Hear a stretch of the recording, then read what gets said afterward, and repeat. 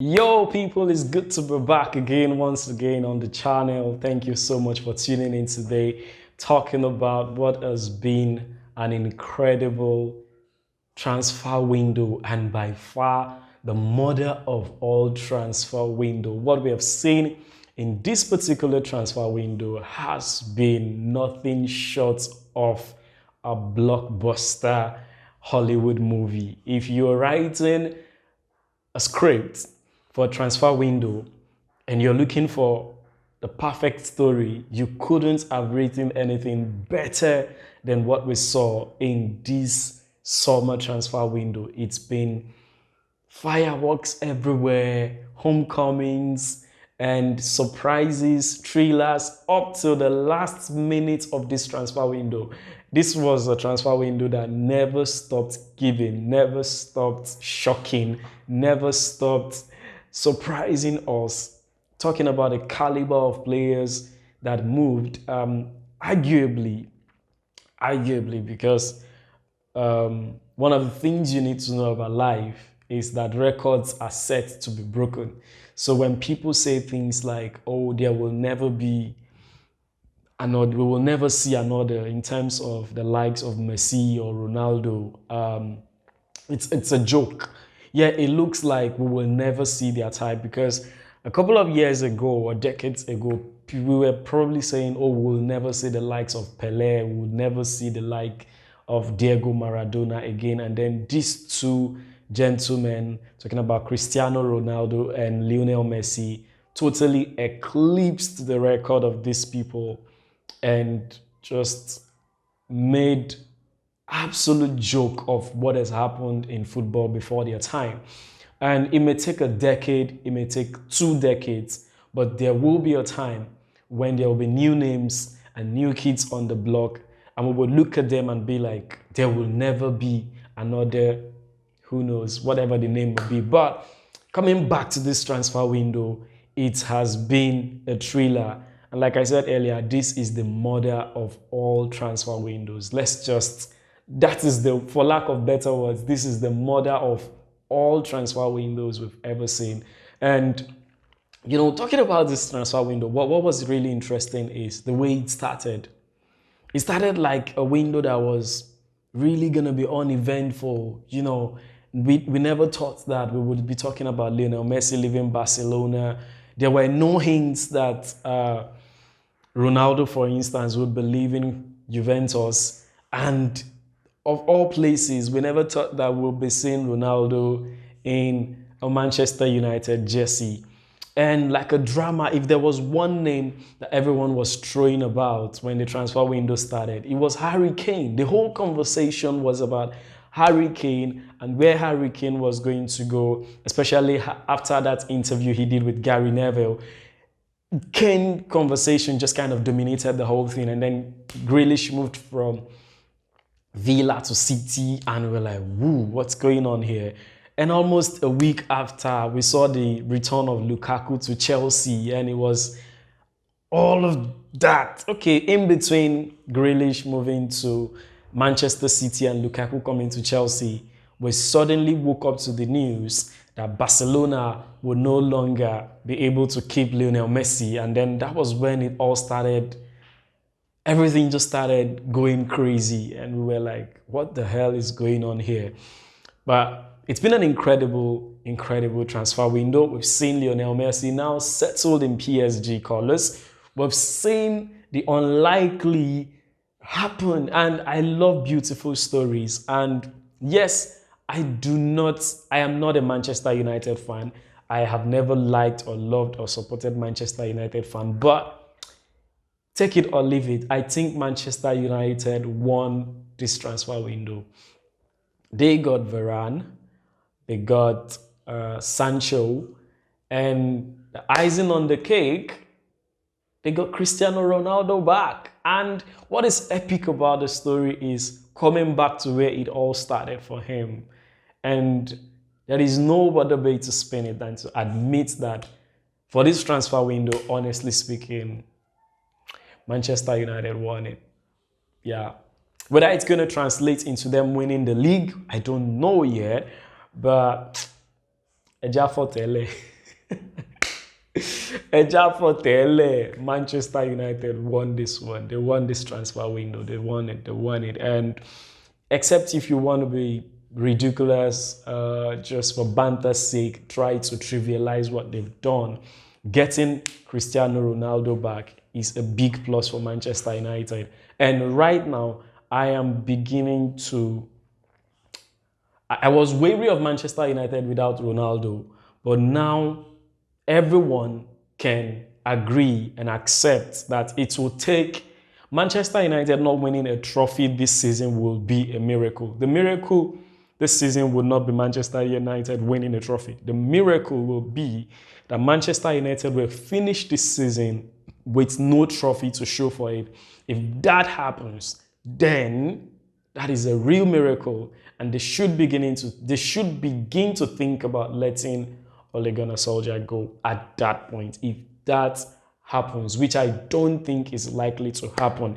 And by the way, for my season prediction, I wasn't going to do this, but it's international weekend, and I pretty much I'm not just into the whole international football thing right now, right?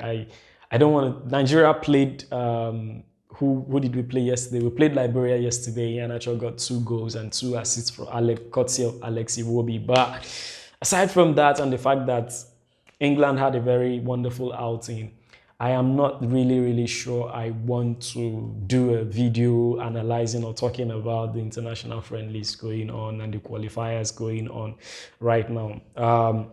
When the AFCON starts, I might do something about the AFCON. When the World Cup starts, yes, there would definitely be videos about the World Cup. I'll see how to squeeze something in, hopefully by then. But aside from that, I think that that's pretty much all I want to talk about. So instead of a normal match preview that you were supposed to be getting today, you're getting an analysis and a review of the entire transfer window. And for me, if you're talking about who won it, I'd say Manchester United is top, PSG second,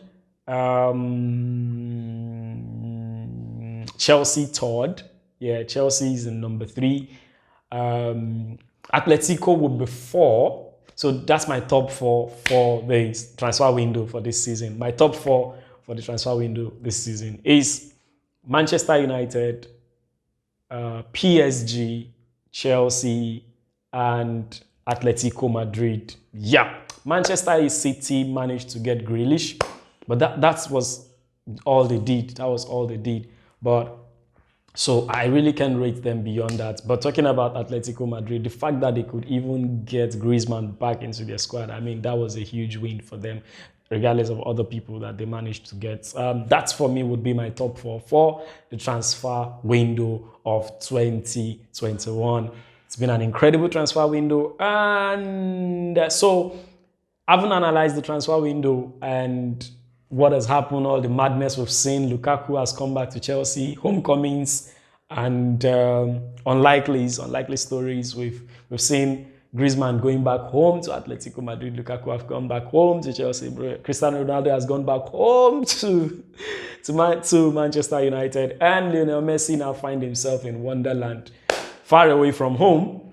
Yes, and that's just been what the season has been like. But talking about how the signings are going to affect each squad and who is going to end up in the top 4 in England, I will be doing a video about that tomorrow. So today is just my review of the transfer window. I don't want to go into too much details. I've pretty much talked about every club. I didn't want to make it a very Chelsea-centric thing. And then tomorrow is also going to be more like a general video. I'm going to be talking about my top 4 prediction, just top 4. I don't want to do the entire table. I'll just be talking about my top 4 or top 6 prediction for this season in England.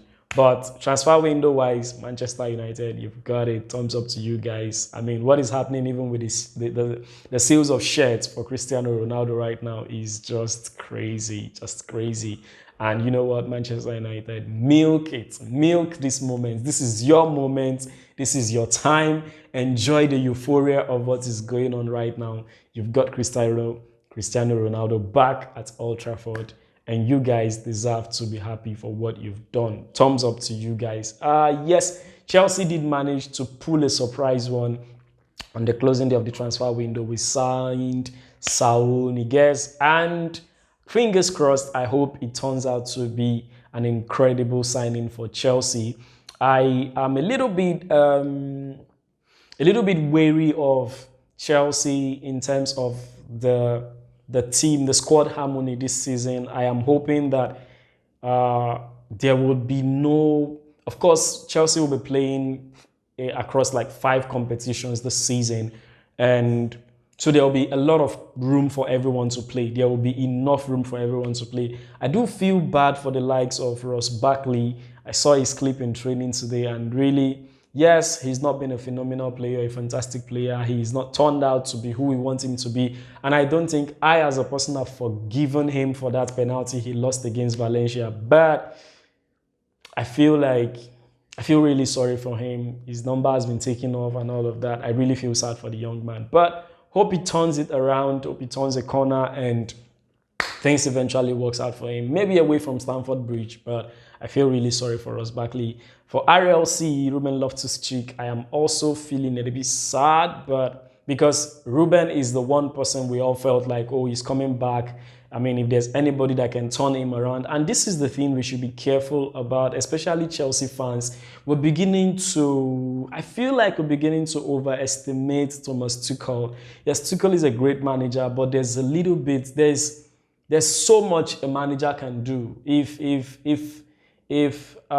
it's left to a manager, right, Nima by now should be unstoppable because he has worked with someone like Thomas Tuchel and we saw what happened. So there's so much a manager can do in improving a player's quality when the player is not putting in the work, or the player doesn't just fit, or the player isn't just in the right frame of mind for what the manager is trying to do. So I wouldn't want to overblow the tactical genius of Thomas Tuchel in transforming players, especially those who are really, really, really struggling. I think there comes a time in life when both we, the fan base, and the club have to accept that some relationships are not meant to happen and it's not going to work no matter what we give to it. And I feel like that is where we've come to, especially with players like Ross Barkley, Ruben Loftus-Cheek, and a couple of other signings that we